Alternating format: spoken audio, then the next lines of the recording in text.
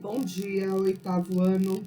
Olha só, hoje nós vamos começar a apostila de geografia, número 4. O capítulo é o 10, África, População e Demografia. Então, nós estamos encaminhando para o último bimestre, né?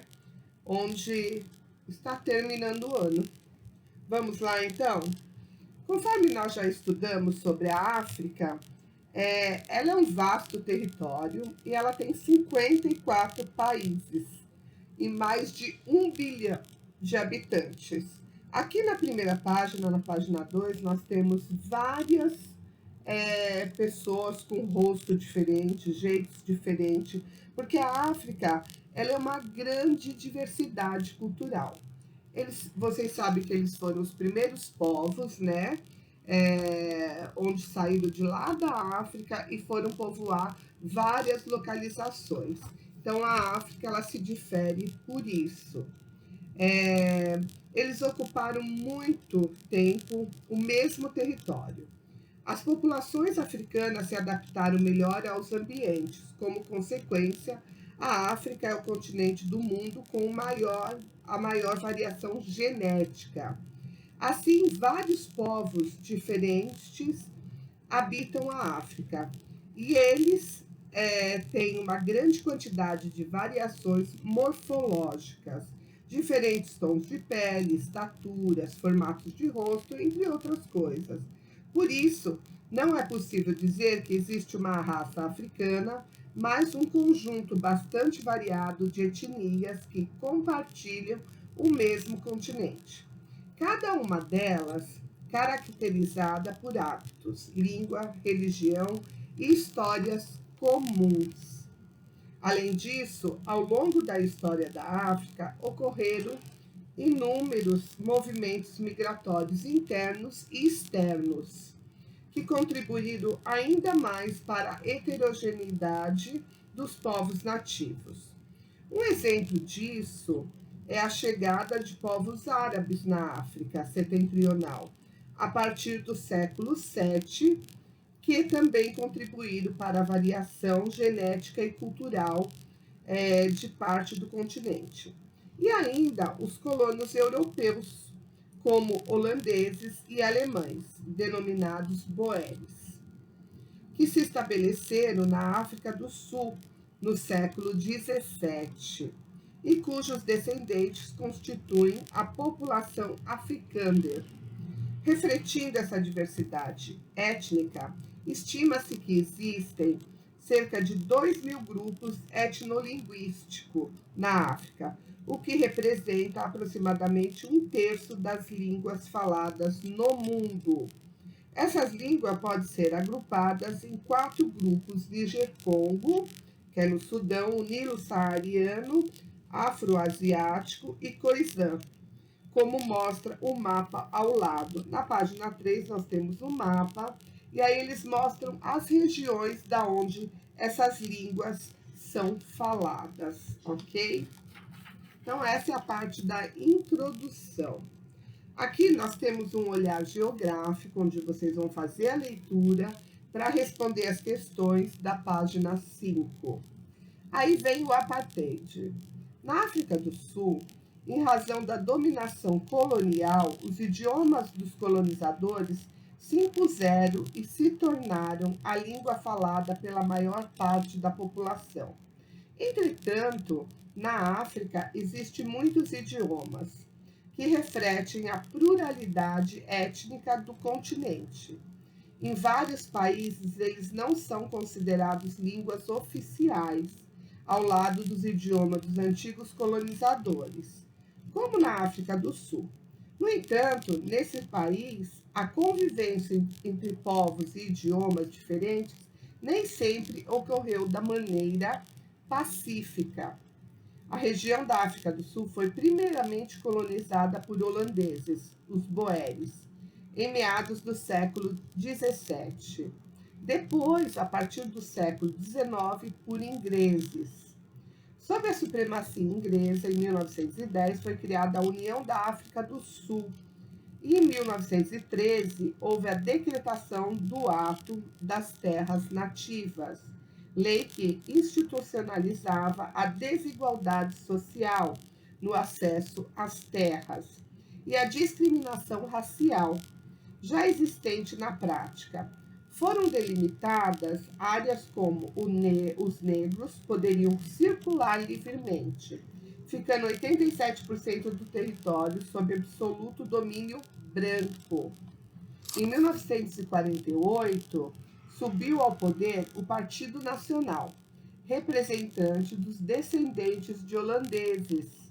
Em 1961, o partido rompeu com a coroa britânica e fundou a nova república. Desde então, o regime de segregação, o apartheid, só tenderia a se ampliar. Em 1959, as áreas já delimitadas para os negros se tornaram mais numerosas e ganharam independência, dando origem aos bantustões, que foram a expressão mais visível da política de desenvolvimento separado, instituída pelo Partido Nacional. Nesses lugares desprovidos de infraestrutura adequada, os negros eram distribuídos de acordo com sua etnia, que era classificada de modo arbitrário por etnógrafos brancos. Os negros trabalhavam como mão de obra barata para as grandes fazendas, que pertenciam aos africânderes. Os etnógrafos são pesquisadores especialistas em etnografia, ciência que estuda o comportamento, a cultura e os valores de um povo. Aqui na página 6, continuando, no caso dos bantustões, a estratégia era agregar as lideranças para tê-las como colaboradoras dos brancos. Nesse momento, os dois principais partidos representantes dos negros eram o Congresso Nacional Africano, CNA, surgido em 1913 como resposta ao ato segregacionista inglês, e o Inkatha, Partido dos Zulus, iniciaram uma política de oposição sistemática ao governo. Em 1960, o CNA foi considerado um partido ilegal e 2 anos mais tarde foi preso seu líder, Nelson Mandela, que ficou mais de 27 anos na prisão. Os primeiros sinais de enfraquecimento do apartheid, assim como a pressão internacional sobre ele, ocorreram no início da década de 1980. Nesse período, o caráter autoritário e excludente da forte dominação étnica branca que ocorria no país passou a ser cada vez mais divulgado e conhecido mundialmente. Desde então, várias leis segregacionistas passaram a ser revogadas, mas isso não amenizou a tensão entre brancos e negros. De 1985 a 1990, o governo foi obrigado a implantar no país o estado de emergência. Em 1990, o presidente eleito, Frederic de Klerk, tirou o CNA da ilegalidade e libertou Nelson Mandela. Simbolicamente, foi o início de novos tempos. A forte tensão política e social e a luta entre dois partidos negros, CNA e ASAPO, levaram a uma grande onda de violência por todo o país, principalmente em 1993. O controle da minoria branca deixa de existir na África do Sul em 1994, quando foram realizadas as primeiras eleições multirraciais no país, com Nelson Mandela vitorioso, no período em que Mandela governou de 1994 a 1999. Além de melhorias econômicas, o país se destacou internacionalmente por ter garantido a paz, pois ele pacificou os setores mais radicais da sociedade sul-africana. Assim, apesar de ainda haver grande desigualdade social, a África do Sul é um exemplo de como superar os problemas sociais envolvendo rivalidades étnicas.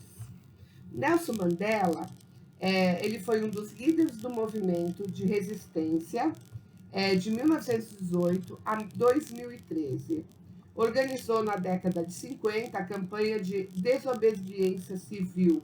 Em 1964, em virtude de sua liderança, ele foi condenado à prisão perpétua com trabalhos forçados. Foi solto em 1990 por causa da pressão internacional e da política no país. Em 1994, ele se tornou o primeiro presidente negro da África do Sul, na primeira eleição multirracial realizada no país.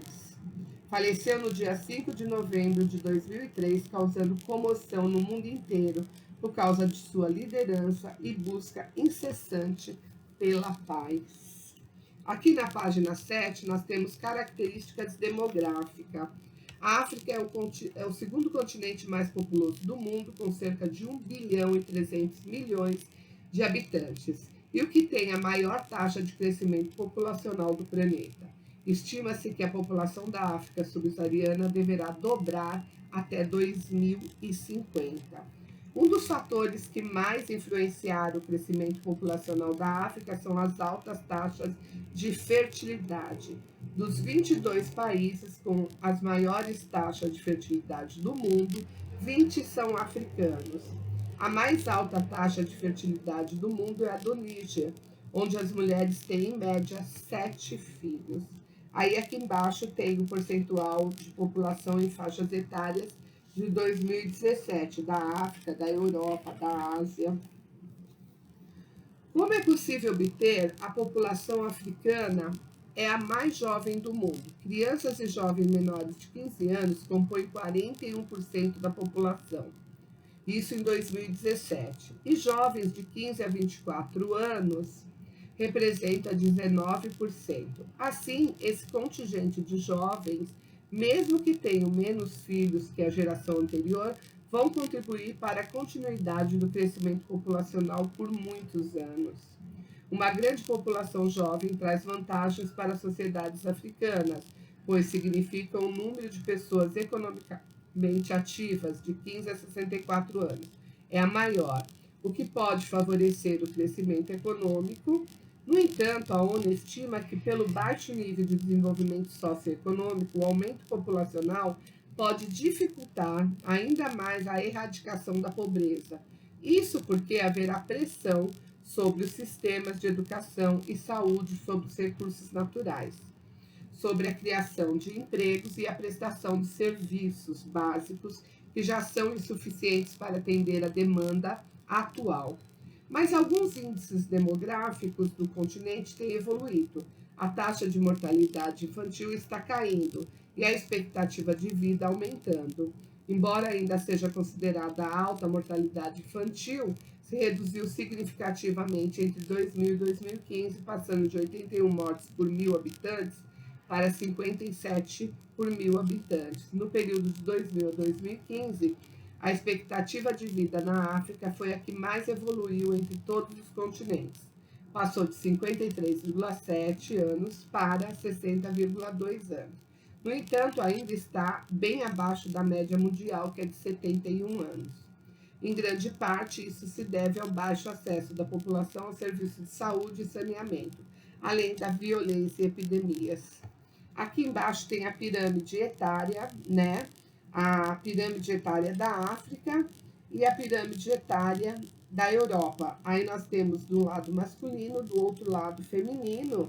Vocês veem que a da Europa, ela só vai se expandindo. E a da África, ela só vai diminuindo pela idade. Então, quer dizer, os europeus, eles vivem muito mais tempo do que os africanos, infelizmente.